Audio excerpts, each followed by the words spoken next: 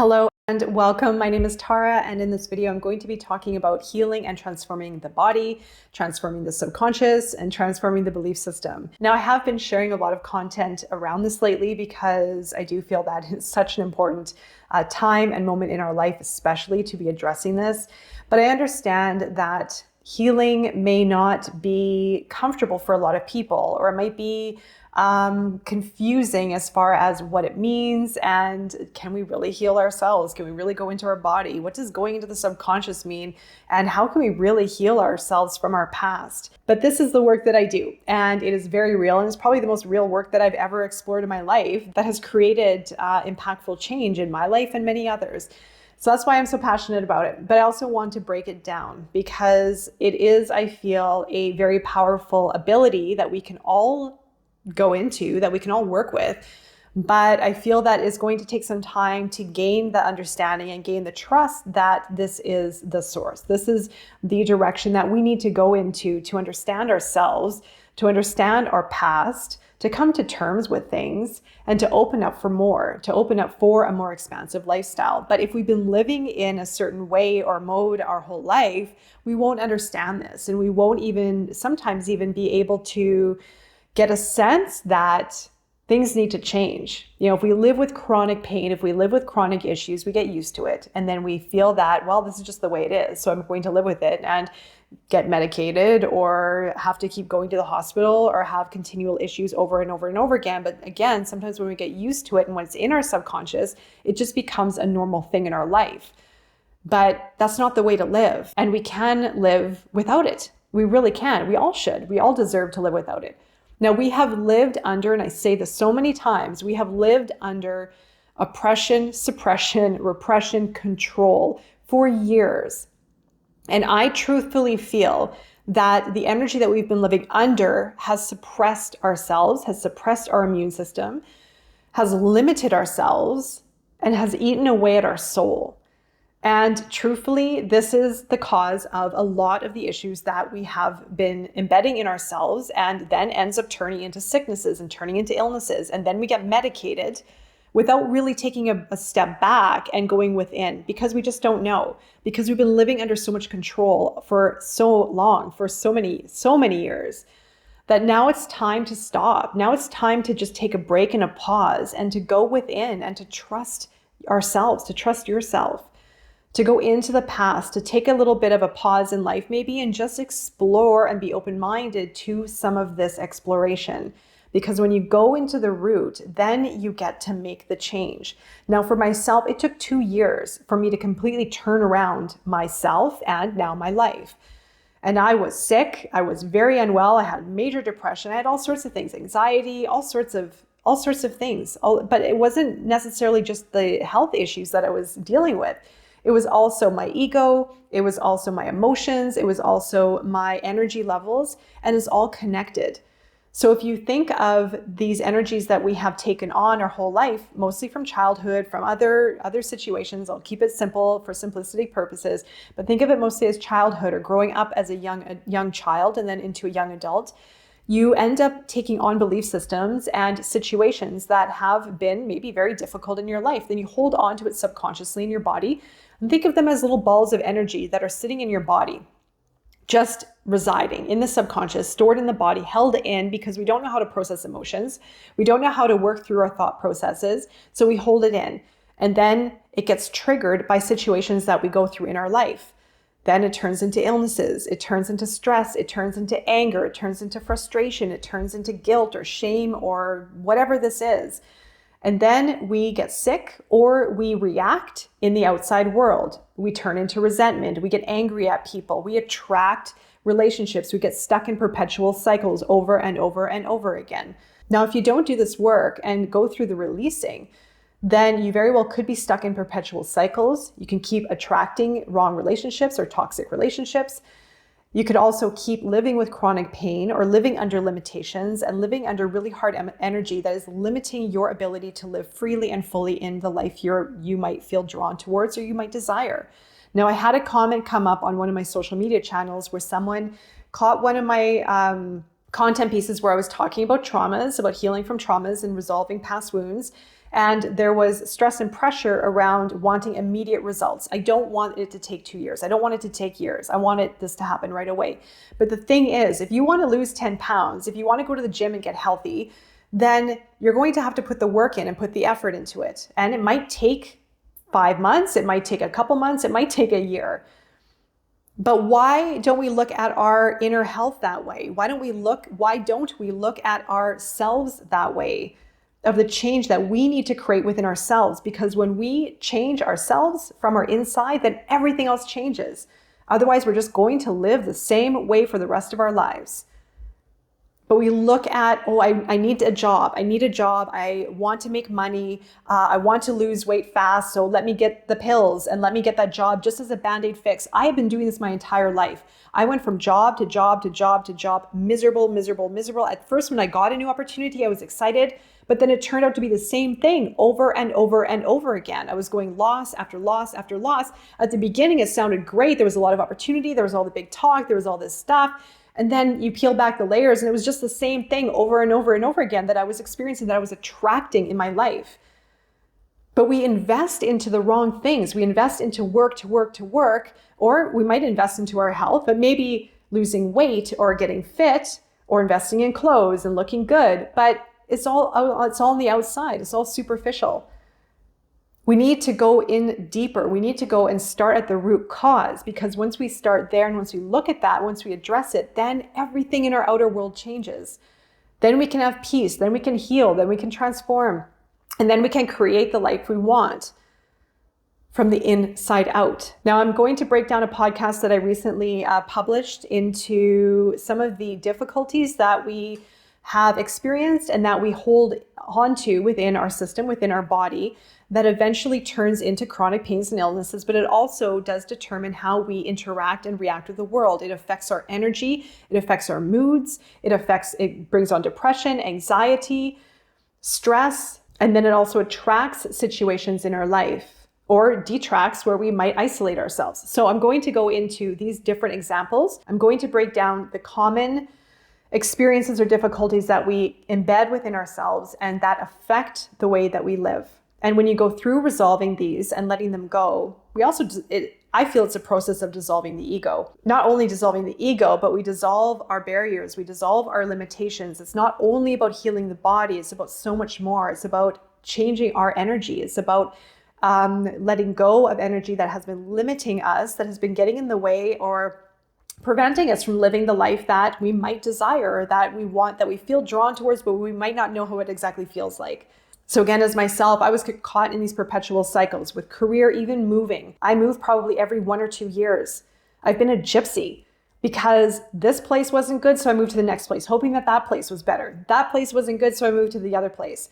It was a result of the way I was raised, because of a lot of the energy that I was used to living around, chaos, unhappiness, struggle. So I kept moving and kept moving and kept moving to try to find something better. I live to this day pretty much out of a suitcase.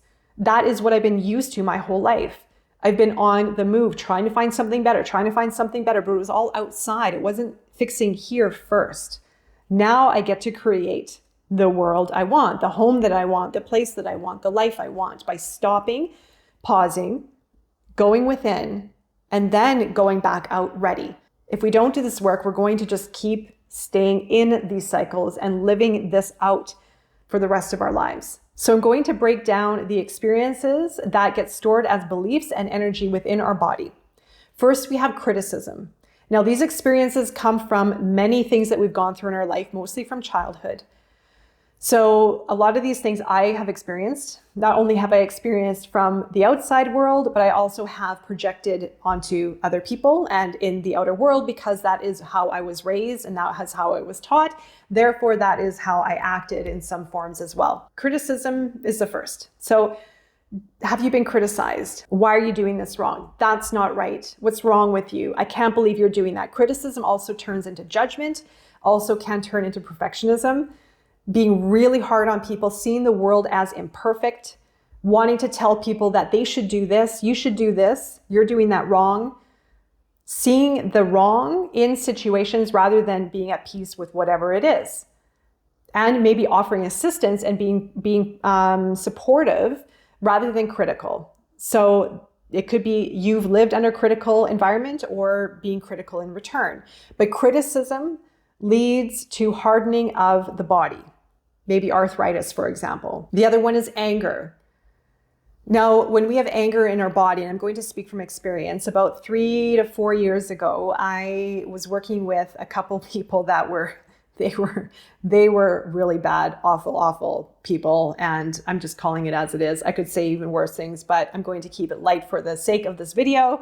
The worst of the worst. I got mixed up with a couple of people who took me for a complete ride with my work.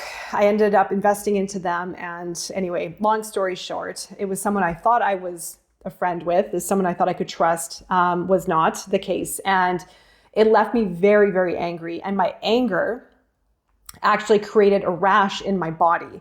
And I knew it was because of the anger that I was feeling. I was in a very helpless state. I couldn't defend myself. I couldn't make things right. I was taken advantage of, but not even just taken advantage of. It was in the worst way possible. And I was mad. I was so mad. I was so angry. And my skin was breaking out in a rash. Anger turns it creates inflammation. It creates skin damage. It creates issues within the organs. Because if you think of everything as energy, you trigger something that's within you, then it grows into something bigger. And sometimes you can't turn that switch off. And when I had this rash, I went to a dermatologist and they told me to put ointment on it, and it didn't work. I mean, I had it for a long time. So it only healed when I started healing myself. Then the rash went away. But anger also perpetuates anger. So if you see an angry person, or maybe you've been in the situation yourself, anger projecting on someone else anger, then that comes back. Then it just signals the cycle of anger, right? And we live in a world where energy is really intense right now, and we're all connected, and our energy affects other people's energy. They may be affected in different ways than anger as well. So if we're projecting anger out into the world, we're just making matters worse, but we're also hurting ourselves. But the anger comes from our situations of the past, of childhood. So we have it embedded within our body, and it gets triggered from the outside world, and then it comes out in either chronic disease or issues or ailments, aches and pains, or it comes out in our physical interactions with the world, or maybe how we treat ourselves. Maybe we might go drinking or might suppress the energy because it's too intense and we don't know how to manage it. The other is resentment. The resentment is when we hold on to anger and we turn it inwards. This leads to cancer and tumors, for example. Now, resentment is when we get mad at our parents, we get mad at the world, everyone is out against us. I'm so bad. It also leads into victimization. I can't believe this happened to me. I hate that person. I hate this. I'm so angry. Everything is working against me. I can't get ahead in life because of outside circumstances. You blame. Being resentful, you hold on to that energy, and it is really, really thick. I've had this one too. So it is a very, very dense energy. And it comes in very strong when we are angry at the world or situations, or being raised a certain way, or being in a certain situation that we can't get out, or whatever it is, being resentful, projecting it onto other people. It's other people's fault, mad at the world, etc. Now, guilt is when we own energies. So guilt is another one. Guilt is when we take on a situation from an outside world. So if there has been criticism or maybe even other resentment or anger, we take on that situation and we feel as if we are responsible for it. We might feel guilty because we haven't shown up for people. We might feel guilty because we haven't done things right. If we've lived under really difficult living situations, then we may not feel like we're adding up, like we're measuring up. And also criticism too, and I need to mention, there are a few things in here with criticism and guilt especially. If you're living under these energies, or if you're feeling these energies, then you're almost set up for failure no matter what, because you're going to second guess yourself. You're going to always feel imperfect. You're going to feel like you need to prove yourself, and you're going to feel guilty if you mess up, or if you're not measuring up, or if you're not helping out in a certain way, or if you're not being a person that someone might want you to be. Shame is another one. Shaming, living with shame. So maybe you've lived under shame. Maybe you've seen the shaming of your looks. You're doing this. You're always doing this. Why are you always going out? Why are you always having fun? Why are you spending your money? Why do you look that way? And shame, we own it, and then it dims our light. It prevents us from speaking our truth. It prevents us from being comfortable in our own skin. It prevents us from being seen and heard in the world and feeling confident with ourselves. Then we self-criticize ourselves. So these are all tied together, but the shaming is also very much of holding on to the energy of I am not worthy. I'm not good enough. Grief. Now, I'm sure we all have experienced grief, the loss of someone. If it's a relationship, if it's a loved one, grief we can hold on to. We can hold on to in our heart. We can hold on to without wanting to let go. The energy is held in our heart and in our organs. So if you've had a loss, then if we don't understand how to process emotions, how to release those emotions and thought processes, then we hold on to them and we might not want to let them go, because sometimes if the hurt has hit us really hard, then we don't know what it's like to live without it. And if we've lived with it for so long, if we've lived with grief for so long and we haven't been able to process our emotions or go deeper into understanding how to release them, then we hold on to it for a long time, and then we have a hard time letting go of other relationships in our life. Or we might attract relationships that continually hurt our heart. Fear. Now, fear, I feel, is at the base of all of this, of a lot of it. And it's very intertwined with a lot of the things that I just said. I'm going to explain it in just a moment. So if you even think of what's happening in the world right now, with how information is delivered to people, with the control, and the control that we've lived under for such a long time, hundreds of years, has oppressed us, has eaten away at our soul. We suppress so much when we're in fear. That holds us back from everything. So if you tie everything together with the criticism, so fear of speaking out, fear of standing in your power, fear of being open, fear of being in love, fear of just living in authentic truth. Also with this work, if you think of, again, as everything is energy, if we hold on to anger, guilt, shame, resentment, fear within our body, and when it's triggered by outside circumstances, so if there's a big situation in the world, then our body is going to react. We're going to get sick. We're going to react in certain ways. Also, what's really important is that the energy that's within us, the anger, the resentment, the guilt, the shame, all the things, the energy can also weigh on our appearance, can affect the way that we are perceived in the outer world, how our energy is, how other people see us as well, or how other people feel about us. So if we have a lot of anger and if we have a lot of resentment or guilt or fear, then we very well could be showing that off in the outside world with our face, with our energy. And I've seen it a lot too. You may take notice as well in people's eyes, in people's demeanor, in people's energy, in their lightness, in their face especially. I look back at photos from 3 years ago and I looked so different. I looked so different than I am today because I've let go of so much. I was holding on to so much energy. I was really angry. I had a lot of resentment. I was protecting myself. I was always on. But since I've let it go, my energy has gotten lighter. I look younger. I look different. I looked very masculine in those photos as well. And so this is how we're perceived in the outer world. It shapes our physiology. It shapes our expression. It adds on to our life. It actually takes away from our life, takes years off our life. Now, I probably added on some more years of my life by doing this work, by letting go of this energy and letting go of these memories and letting go of the past altogether and coming to terms with it and moving more into an expansive energy of love. And when I say love, love is the highest frequency that we can possibly be in. It's all expansive. That's where we get to create. That's where we get to enjoy life from. That's where we get to just be free and fulfilled in all areas of life. It's easy. It's light. It's empowering. It's freedom. It's sovereignty. Free of the mind, free of old emotions, letting it all go.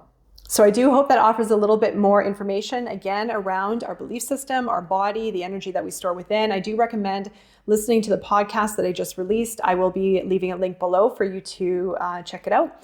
But otherwise, I'm wishing you all the best at this time and beyond. And I will be seeing you very soon. Take care.